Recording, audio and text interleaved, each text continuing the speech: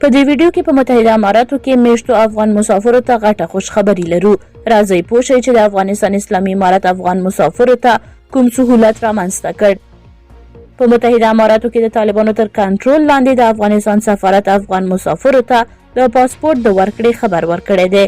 د افغانستان انټرنیشنل ټلویزیون ته پر رسیدلي خبر پاڼه کې راغلي دي چې په ابوظبي کې د افغانستان کنسولګرۍ نن سه شنبه هلته میشتو مسافرو ته د پاسپورټونو ویش شروع کړی دی.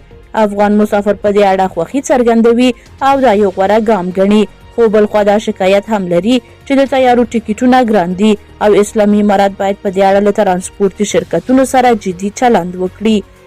بلخوا یاد مسافر په متحده اماراتو کې د مسافرو ګڼه ګوڼه زیاته بولي او وایي هغه افغانان چې کوم ځانګړی هنر یا مسلک یې نه دی زده اماراتو ته راتګ ته د زړه نه ښه کوي او په خپل هیواد کې د په یوه کاروبار کې خوري وکړي.